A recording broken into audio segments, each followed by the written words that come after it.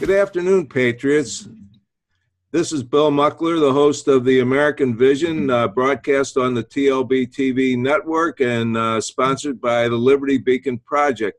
Today, I'm really super excited to have a couple of new friends on the show with me, and I've been on their show before, and just outstanding young gentlemen, Daryl Platte and Joe Maisano, and they have a show called Your2Dads, and what their show is all about is about being fathers. And so since I'm a father and a grandfather and a great-grandfather, I guess I fit into this a little bit, knowing the benefits for a family, for the kids growing up, to have a father in the family. So guys, welcome to the American Vision. I'm really glad to have you. And Daryl, if you would, tell us a little bit about yourself, and then we'll get to Joe. Will do. Thanks for that intro, Bill. I appreciate it very much, and thanks for having us on your show. It's an honor to be here. As Bill said, my name's Daryl Platte, and me and Joe, we're cousins.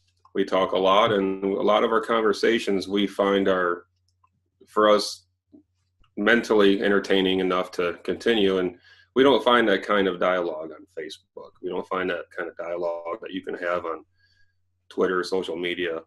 So we had this idea that maybe we could just start recording our shows, because it seems like what we're saying we can't really find anywhere else. So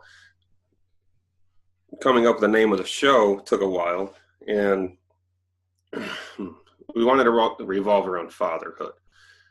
And that's an important issue for me. A little personal background. My father wasn't around from the age of 2. And one thing I always wanted to be from the time I was a little kid is I wanted to be a good dad myself. Now, to be a good dad means you have to look in the mirror a lot. You have to lead by example. So that was a big deal for me, realizing that I have a lot of work to do if I want to be a good example for my children. So we do a show called Your2Dads, and we talk a lot about things involving fatherhood, the role of the role fathers play in the development of a family and your children. And lately, it seems the government is trying to pry out the role of the father and replace it with the government. And you have a lot of issues with that. Unfortunately, we just had the terrible shooting in Florida. And one of the first things that I said was, well, I told him, look, I bet he didn't have a father in the house. And it turns out that, yeah, he was an orphan, had issues, just like all of these, shooters have issues. Mm-hmm. And that's just one subject that we can talk on later. But as far as who I am, what I'm about, I'm all about speaking honestly, speaking the truth, sharing my opinions, and being willing to take everything that goes along with that. I know I'm not right all the time, but you're never going to know that you're wrong if you never open your mouth. And there's a lot of people living in their own bubble today. Okay, great. And Joe, how about you? Hi, I'm Joe, Daryl's cousin, which was said already. But my entrance into fatherhood was kind of a scary route. We tried to have kids for a couple of years, and then when he did, he was born at 1.5 pounds. He spent 122 days in a neonatal intensive care, basically struggling for his life, and kind of gave me a little bit more insight. I don't take it for granted being a father, and I see these fathers that are just not engaged, they're not involved, they take a secondary role. I think that's what Daryl said about the shooter and everything. I think that's a big problem we have today, is men not guiding. They're not side by side in fields, learning from uncles and grandfathers. They're kind of thrust in their world by themselves. And if the divorce rate's over 50-some%, of course that's going to happen. And so my concern is to reintroduce men being actively participant in their kids' lives. Okay, Daryl, why don't you tell us where you're at, and a little bit about your life and your kind of bio or resume, and Sure. what you do, so we can get to know you a little bit better. Sure. Well, right. I am originally from Michigan, just outside of Detroit area. My wife is from Detroit. Around 18 years old, I got a job at Waste Management throwing trash. I was a garbage man for a few years, and I worked really hard. It was a very physically demanding job. I lost about 60 pounds in 4 months. Worked my way up, proved to my employers that I'm worthy of them sending me to training to get my CDL. And since then, I've been driving the truck in the waste industry. Due to the economic collapse of 2008, the only work that I could find was in Kentucky. My wife had some family down here, so we moved down here, lived on credit cards for a couple of months. Family of 4 and a dog, lived in a Super 8 motel for 2 months until we could find a place to live. And that was quite the adventure, but one I don't regret and one I'll never forget. As far as, life in Kentucky, it's been interesting. One thing that has had a twist on my life was I never was a gun owner in Michigan. I must have not felt a need for it. Maybe, but being down here, and it takes a half hour for the cops to show up, I didn't like leaving my wife home alone in the middle of the night to go to work. So, bought our first gun and got my concealed carry permit. And, that's been an interesting journey in itself right there, and all the things that come along with being a gun owner in Kentucky and all of the stereotypes that go along with that. But like I said, I'm originally from Michigan, so I kind of understand the political spectrums of the liberal North Yankees and the guys down here and down south. Hey, I really respect you for what you've done, because you didn't take anything from anybody and didn't feel entitled the way I see it. And you thought, okay, I got to find a job and work my way up. And you worked hard. And then from what we talked about before, I know a little bit about that. You worked up and you kept trying to, improve yourself in front of your employers and work and do something for your family. And like I said, I really respect that. And Joe, how about you? You're in Michigan, I take it. And yeah, I'm a computer nerd. I work with technology, both for a 9-to-5 and for myself on the side. So I my hobby is whole nother job, doing computer support for businesses. But that's one of those things where I went in there. My first day I was photocopying textbooks, on how to fix printers. And by the end, I just pushed ahead, learned what I could on my own, actually cared about doing a good job. Went on my way to make things work, and they had me traveling. And before you know it, I have a professional job that people went to school for, basically. And so I've been doing that since 95, something like that. Made a career out of it.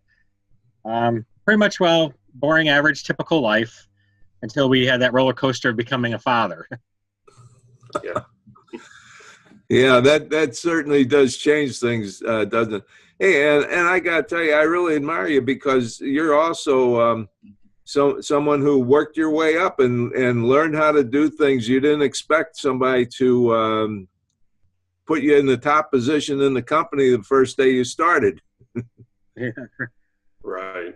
Yeah, that's one thing I teach my kids is, with that being said, there's a lot of jealousy of people who they look at where you are in life and they think that it's unfair or some sort of entitlement, like you said earlier, or maybe a case of privilege class. But what I've always told my children is never compare yourself to other people. You don't know what they've been through in life to get where they are. Instead, compare yourself to who you were yesterday and what can you do to improve. And I try to lead by example, and that's helped me. It's helped me practicing what I preach. I borrow wisdom from all the old ancient philosophers, and I try to put that into practice. And I tell you, that's very, very difficult. There's been a lot of nights where I feel like a complete failure, but the one thing I don't do is roll over and give up. I just, each day's a new day, start by making my bed and keep going from there. And sooner or later, several years of doing that, and you will find that you're in a better place than where you were when you first started. Okay, Joe, do you have anything to add to that? Well, one thing I learned is, especially being jealous of other people, and it's funny because there's a story where we'd be working on jobs and they say, oh, it must be nice to afford a car and this and that. It's like, well, yeah, but you just spent $20 getting candy bars and cigarettes and Mountain Dew instead of bringing something from home. And I try to explain these little things of living below your means, paying for things as you go. My credit was horrible for years because I'd never use it. I'd pay for everything cash, and I learned the trick about that one, and that's one thing that kind of is frustrating at times is when people come right out of college, right out of expecting it all laid out just like their parents had it.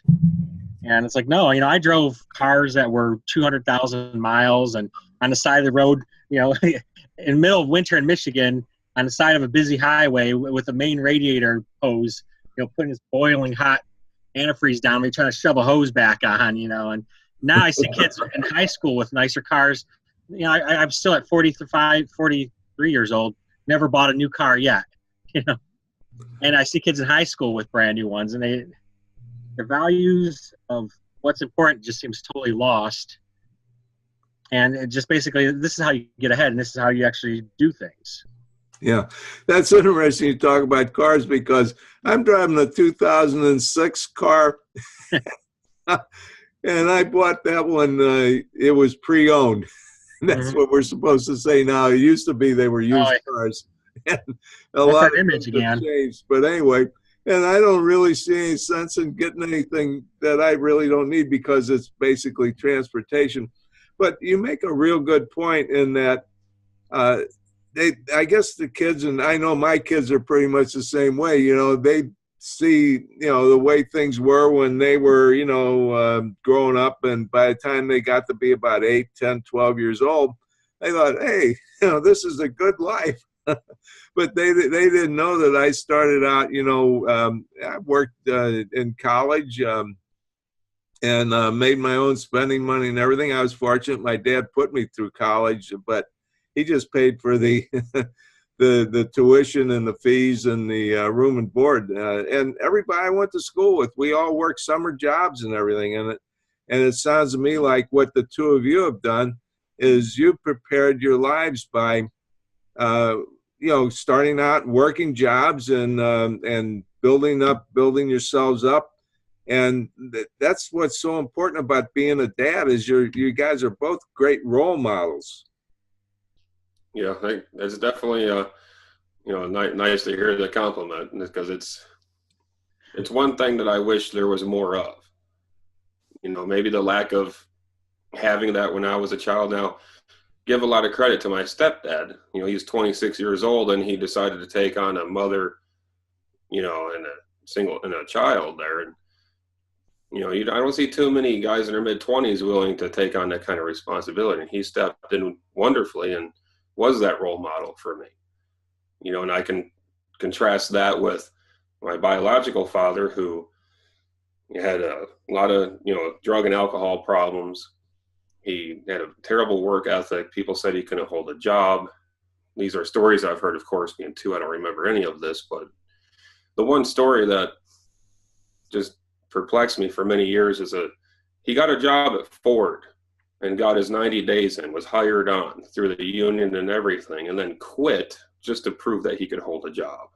So what my life would have been like differently if he would have grown up and maybe tried to do at least half of maybe what I'm trying to do, which is by lead by example versus thinking about yourself. Because when you have a kid, to me, that the responsibility just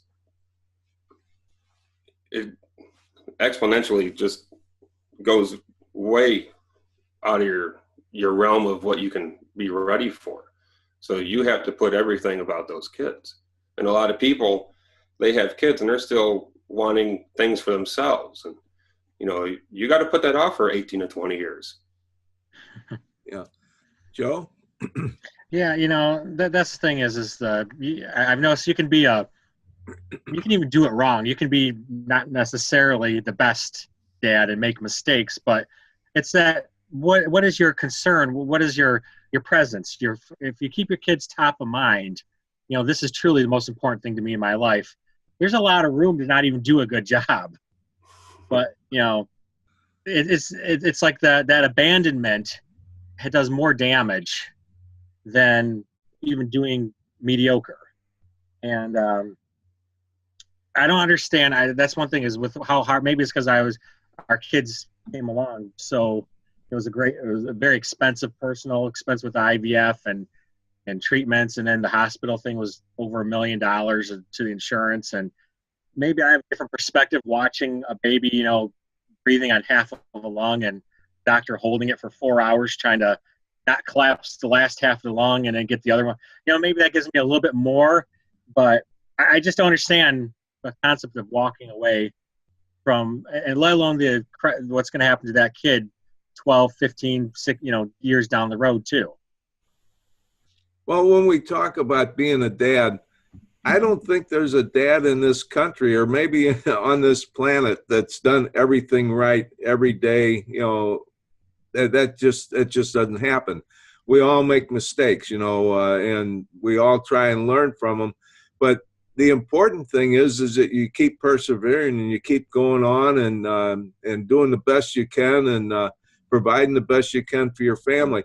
What I'd like to do now is kind of turn this over to you two, your two dads, our two dads on the show today, and tell our viewers a little bit about what got you started doing this show and what you want to accomplish by it. I've watched a lot of your videos, and I've seen them on YouTube, and I've seen them I first found them on Facebook, and I'm just really impressed with what you're doing. And I know you interview somebody every now and then, and sometimes it's just the two of you talking. So tell us all a little bit about what got you started and what your goal is, and a little bit about your philosophy of life, that type of thing.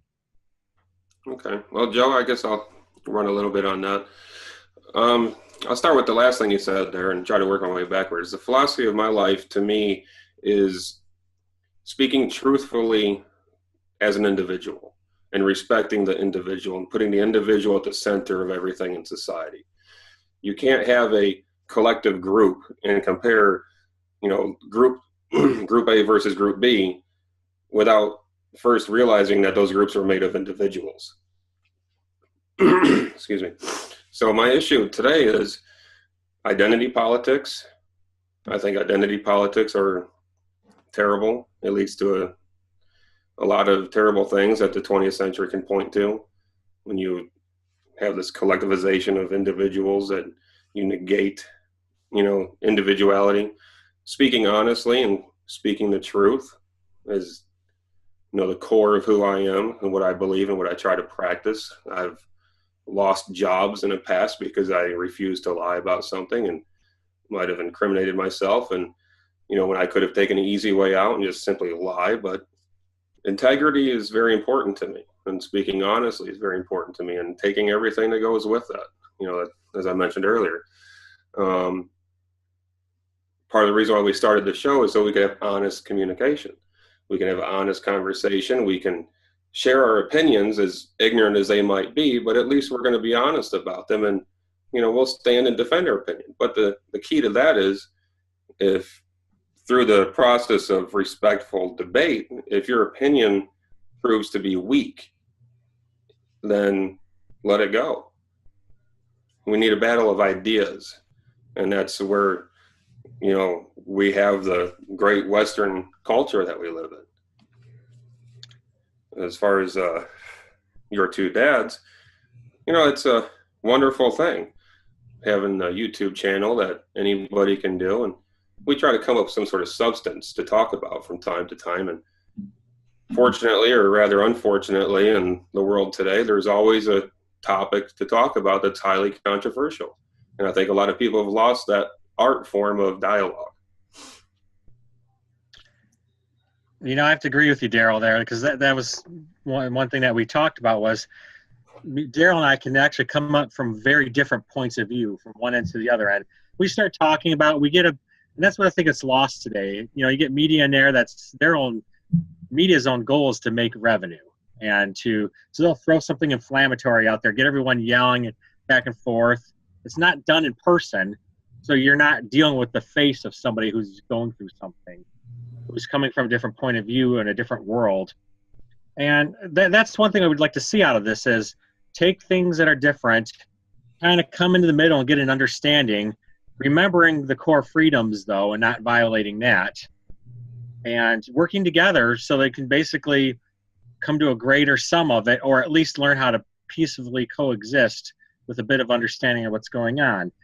Some of this rebelling against everything, and I think it's completely misguided. We shouldn't be marching against a figurehead. We should be marching against the core of the problem. I use the example of people marching on Washington because of what happened with the gun stuff, and they should actually be marching with the FBI that didn't properly handle the issues.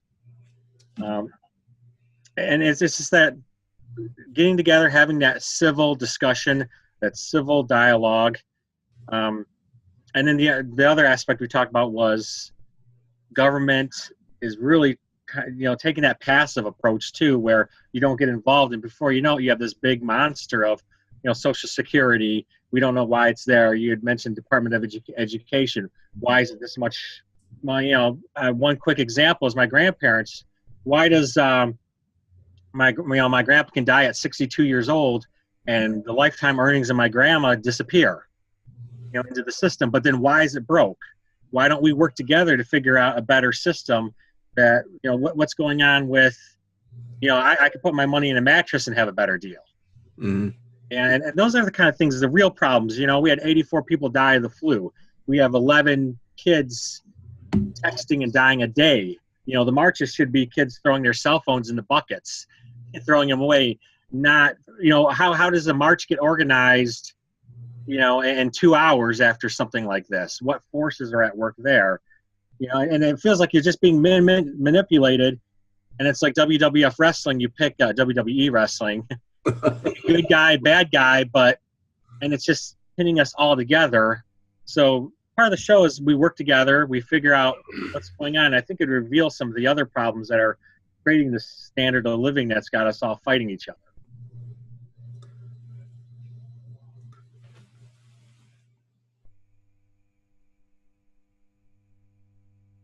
Daryl, I think we lost your sound. Okay. Am I back? No, you got you're back. You're on. I'm sorry. To add on what Joe was saying, your question was, what do we hope to get out of the show? And what I see with the identity politics is the fringe far left is spawning the fringe far right, and they're just kind of feeding this, and it's spiraling out of control. And there's a lot of people, what I feel the majority are left in the middle saying, well, I do believe there are some things that we can do on the liberal side, and there are some things that are value in the conservative side, and they're finding themselves without any voice, and they're the reasonable people, the silent majority. And a lot of people say, well, the silent majority is what got Trump elected, which, that you can make a case for that. But at the same time, there's still a lot of work that needs to be done. And we don't have any, avenue or media outlet that talks to the people in the middle. And I find YouTube and shows like yours and shows like mine and the TLB project are offering this platform for people in the middle to come together and share ideas. Yeah, and one thing I think most of our viewers understand is you guys aren't doing this for money. Nobody's paying you to do this. Just, we're all volunteers, and all we're really trying to do is share some perspective of our lives to help maybe some others learn from us, or think about things so that they can improve their lives and help their kids along. And speaking of kids, tell us a little bit about your kids. Joe, if you want to go ahead, you're a dad for.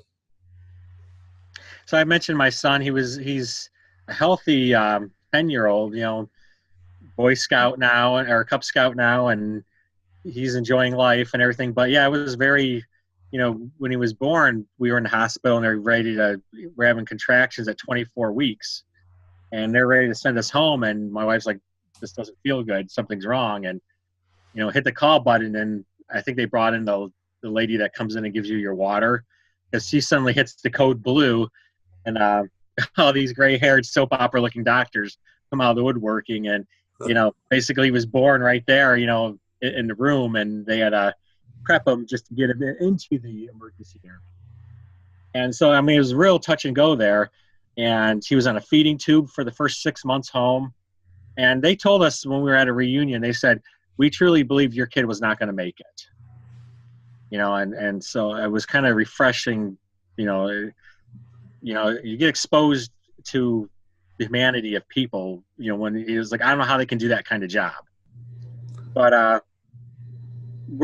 finally feeling normal. Like I can do the normal things that a parent does, and not checking every night to see if he's still breathing, or, waking up to hit a pump so he can be fed, and, panicking that it's going to come up and drown him or something, And then my daughters, we were on, it was a placenta abruption and from an aneurysm. So my wife was on blood thinners. And a month ago, she was having the same issues, went in. And so she had to have a C-section while still on blood thinners. So that puts it in a scary moment. And she was only in the hospital for 9 days because it was at 35 weeks. And she's a little aggressive thing. She is funny as she doesn't, I know I can't control her by rules, and I'm just going to have to give her the tools and the knowledge as best as I can. Because, she's the one that I'll wake up and she's in the fridge or climbing on the cupboard, and it doesn't even occur to her to ask, where my son still asks to turn lights on and stuff. So I know that I just kind of see it as a father that, she's going to have as much tools behind her knowledge as I can stack in her favor. So what you're saying is being a father has got a lot of challenges, and I guess being a mother certainly has a lot of challenges too. And I don't know if there's any shows about your two moms, but anyway, Daryl, how about your kids? Oh, my kids are great. They're a little bit older, so I don't have to deal with the issues with the waking up and my kids are in the fridge, getting into things. My daughter is 18. She's a freshman in college at Western Kentucky University. Her major is chemistry, and she wants to be a teacher of chemistry. My son is 16. They're both straight A students. My daughter was actually just awarded the what is it called, like the Dean's Award, but she actually got the one better than that, the President's Award for the president of the university for having straight A's. My son is a straight A student in honor roll classes in his high school, and he wants to be an electrician, but of course that could change. But they're great kids. They do good jobs. They speak honestly. They speak their mind. And recently we have the issue of now my daughter's in love. So 18 years old and she's in college. So that's going to be one of those interesting roads to go down, Joe. You get to look forward to that, having a young daughter. You got another 8 years where she loves you, and then she, you'll be replaced with some other guy. Yeah, and let me give you a little bit of my perspective with two daughters and granddaughters. Is those things change from time to time. They're in love with one, and then all of a sudden, they hate them and they're in love with somebody else. So you guys got a lot to look forward to, a lot of new challenges.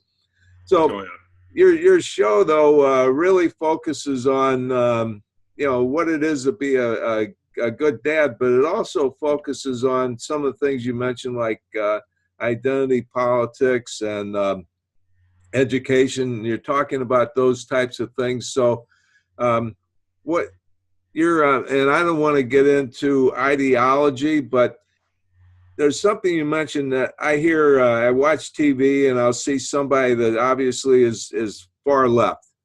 And they'll just constantly say the same thing over and over again. Reasonable people will do this. Reasonable people will do that.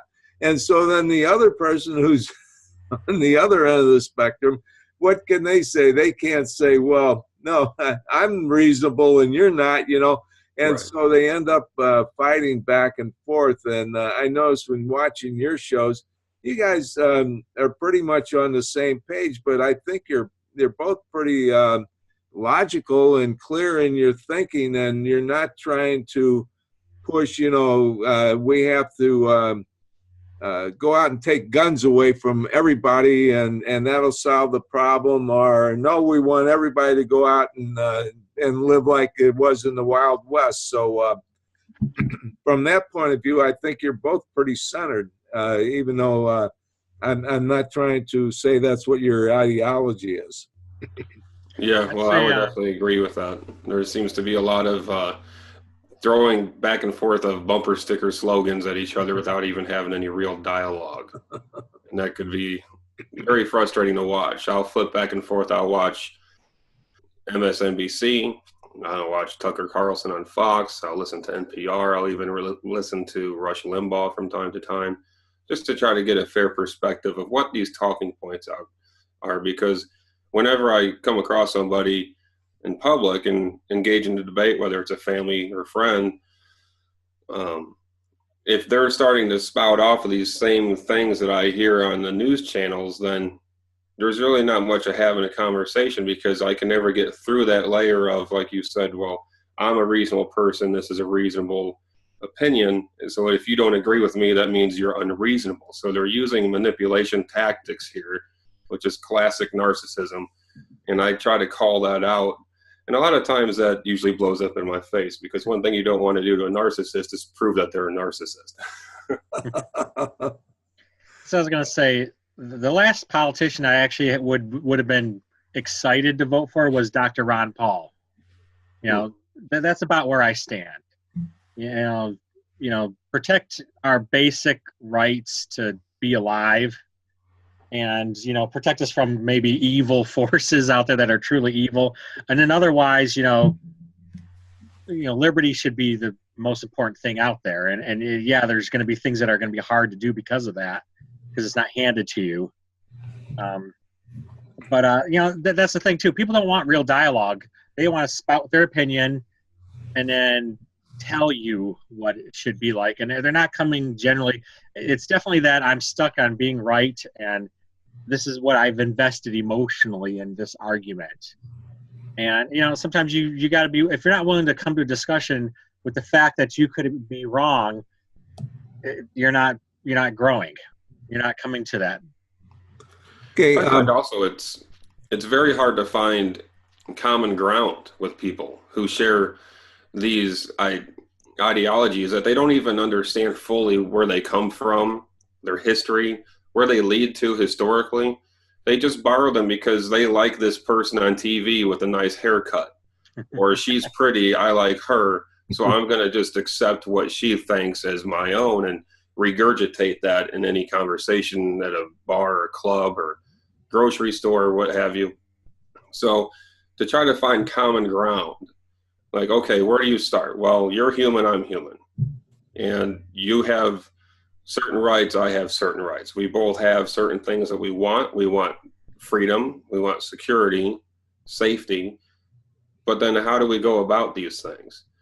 And then that can spiral out of control quickly. So to remind people that we're all human and we're doing the best that we can to make the world a better, happier, safer place, it's very difficult. It's getting more and more difficult. Yeah, and Daryl, I'm looking at your background, and you have an original flag from, I guess, from 1776, and that gives me the impression that, or the perception anyway, that you're thinking back to the importance of the founding fathers being a dad, and they're the fathers of our country. Yeah, and also here I have the Declaration of Independence and the Constitution, which I know you can't probably pick that up on the camera here, but you know, I stand in front of that, and I have that behind me because that's where I draw my political ideology from. You know, across the room here, which off camera, I have a poster of Socrates during his trial and judgment. So I have a lot of things around me that I draw from.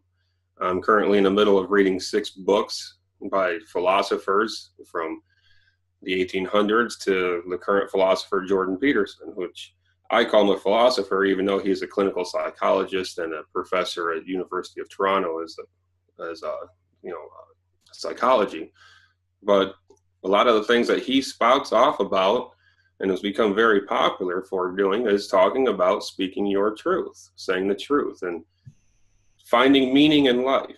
You asked about the meaning of our show, and I work 60 hours a week. I don't have a lot of free time. I know Joe's very busy. He's a full-time worker. He works the weekends. He runs a side business, and he's involved with his children's lives. So it's very hard to find time, but having meaning with the time that you have is very important. And from what you're telling me, and this is something I didn't know, is you value reading and reading important works. And that's something that it seems to be a lost art in this country. And I wrote a book, and I've always read books. I usually read about a book a week. I never thought I could ever write a book, and everybody said, hey, write all this stuff you're ranting about down in a book. So I did that. And then I go out and I talk to people and I say, hey, I'd like for you to read my book and learn about my book and, and my ideas and my solutions. And, well, we don't have time to read. Well, that's and a lot of other excuses, but that's the main one. And I'm thinking, you don't have time to read, you don't take time to read. That's not really advancing your life and your education and your knowledge of everything. Yeah, time management is something that people can do. Like I talked about my daughter, she's a full-time employee. She has a job and she's a full-time student, and she has managed to pull off a 4.0 in her first year of college. I guarantee you she does a lot of reading. Mm-hmm. So it can be done. I think a lot of people spend time making excuses and reasons why they don't get things that they want out of life. And they spend a lot of time blaming others. That's a lot of wasted time right there. So, if you were to calculate how much time that you spend every day or every week or, throughout the course of a year, you could probably find time to read many books and write a few yourself. That's the same people who don't have time to work out. And I've had to face that one myself, where my body's requiring me to start working out. And, we all have the same 20. That's one equalizer. You, Warren Buffett, the president, we all have same 24 hours a day. And as I'm getting older, I realize that's the actual most valuable resource, not money. It's that time. And, you spend 2 to 3 hours fantasy on this drug of watching TV. That's a fantasy for doing things in real life. And that sucks time up. Facebook is kind of meaningless because you're not gonna change anything. Even if you're a warrior for global warming and this and that, you're not going to change it on Facebook. So, right there's two big holes. Like I said, the president, well, at least the previous two presidents found, a half-hour workout every day. If he can take, and he's got the world on their shoulders, they can take time to do these things, read and work out, then you can. Yeah, that's really an important message, and that reminds me, I haven't been doing much lately, and I really need to get back to it myself. And you're right, it's so easy. I live in a condo, and all I have to do is walk from building A to building C, which is, walking is great too. And we've got a fantastic gym here, and it's got a lot of free weights and machines and treadmills and everything. And I think, I'll do it tomorrow. And that's really kind of what we do I guess, is we say, oh, we'll do this tomorrow. And that doesn't really work. That doesn't get us any place, does it?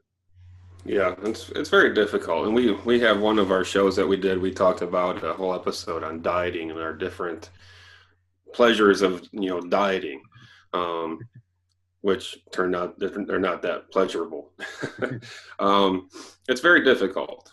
People have to deal with a lot of things like food addiction, depression, anxieties, which can drive up, your consumption of food and finding happiness in food. We do a lot of that as American society. We celebrate good things in life by eating, going out to eat. And that can come back at you later if you're not careful. So like if you're depressed, you'll remember that happiness that you had in that bag of chips and that ice cream. We see a lot of this on TV where you'll see a sitcom show where there's been a breakup and the female goes to the fridge and eats a whole gallon of ice cream. coping mechanism. Mm-hmm. And the one thing with being a father is guiding your children to good, healthy nutrition and active lifestyle. We can't let that slip through the cracks of parenting there either, and with, the welfare system and food stamps, people are buying a lot of junk food and feeding their kids. You have fast food and fast TV and fast thinking and fast phones, but you don't have any fast humans. So.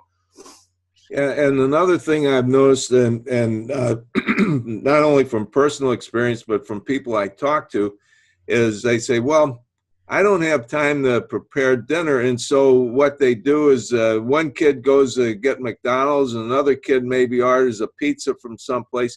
Nobody eats dinner together. And when we're talking about, food being a substitute, but the other thing is, the important thing is we should be eating together as families. And I think that's really an important thing also. Yeah, I totally agree. And we've done that as busy as, my wife works full time. I work full time. Before my daughter went off to college, she was working and school and homework, and we all managed to sit down and have dinner together. And a lot of times on weekends, we'd have breakfast together, once a week or once a month, we'd go to a restaurant together. But that was our day. We would come home, do what we had to do, sometimes cook together, clean together, and have dinner together. And we'd talk about our day. And that's when you find out what's going on with your day. How was school? How was work? How was your day? And a lot of life lessons and stories and examples usually find their way to the dinner table in those settings. And without that, then where are you going to find the time for that kind of dialogue? Joe, do you have anything? Yeah. I mean, it's sad, you go to a restaurant and you see the two people sitting each other like this, Yeah. And, we have a pretty strict dinner rule here too. Everyone's like, okay, you got to do this, and you're together and you talk, and no newspapers, no phones. And, and I tend to eat fast. So I get real antsy, or I'm tired. I just want to go lay down.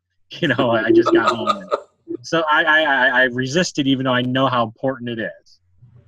And it also brings together your cohesiveness as a unit. You don't get that extended family like that, like you used to. But at least, if you're doing these things together, it's a support system. It's knowing that you have people there that care about you. That's another thing. The importance about being a dad is there's a lot of families today where there's single moms, or some of them, they say I'm a divorced mom or whatever. And so they don't have a father to be at dinner, and they probably, most of them don't do dinner together anyway. So that's really something that is missing in their lives, and it really leaves a hole in our life. But what happens then is that's what the kids learn as they're growing up. And what I'm really trying to do is get people to start thinking about, you have to prepare your kids for when they become adults, so they know what to do and how to be fathers and how to be good parents. Yeah, that's another thing that I could actually write a book on the little things that I've taught my kids, all, to this point, being 18 and 16. And that's one of the things I've said since they were about 2 years old, and 3 and 4, and like repeated it 1,000 times throughout their childhood. But one thing I've always told my friends and family is, I'm not raising kids. They are kids. That's pretty easy.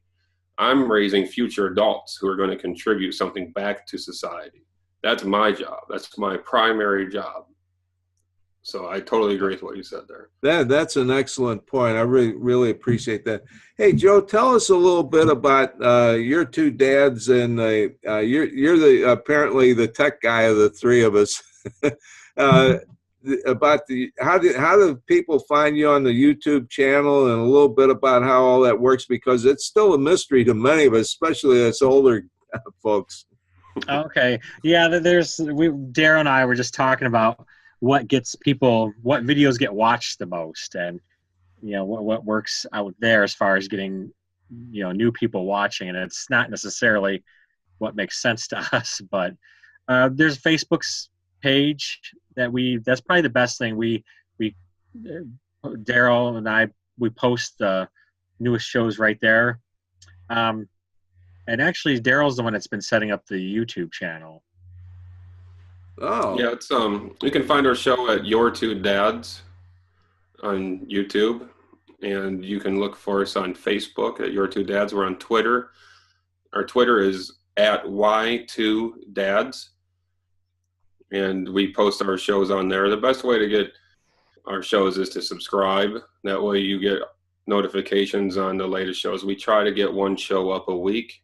Sometimes vacations come along and it might be a 2-week delay, but usually we try to get one up once a week. And we also take requests. If people have something that they want us to talk about, we've had shows on North Korea where we've done our due diligence research going all the way back to 300 AD to do full research on the show. We've done shows on healthcare. Why is the cost of healthcare, so high? That was a request that we've had. And so we can branch off and do other things. We're not just debating, the roles of fatherhood, but we're actually looking into serious topics that, again, going back to the left and right media, they don't really get into the, meat and potatoes of the issue and try to find out what the objective issue is here.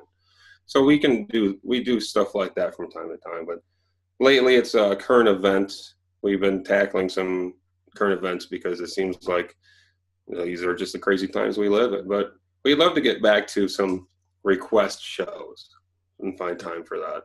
But yeah, Your2Dads on YouTube and at Y2D on Twitter, and our Facebook page, Your2Dads. And you can email me at Daryl at Your2Dads and Joe at Your2Dads.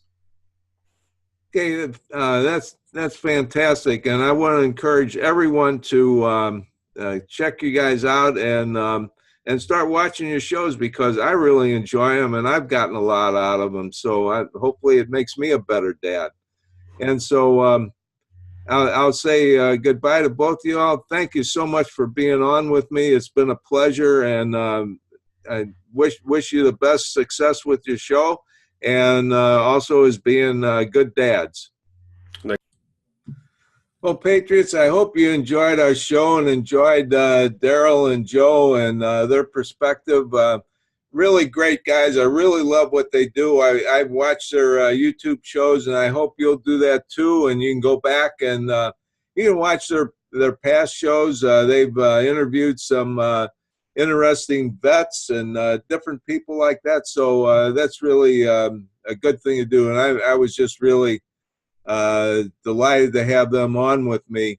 And I'm just taking this last few seconds to have a little commercial for myself, so to say. I want you guys to, we talked about reading. I want you guys to start reading. And what I really want you to do is read my book. And you can order 2020, A Clear Vision for America from my webpage. And if you do, I will sign it. I'll even write a nice inscription for you on there. I love doing that. Authors all love to do that. And then I'll mail it to you, and I'll even pay the shipping and the taxes for you. So I'm not making any money on this. I'm actually losing money every time I send a book out.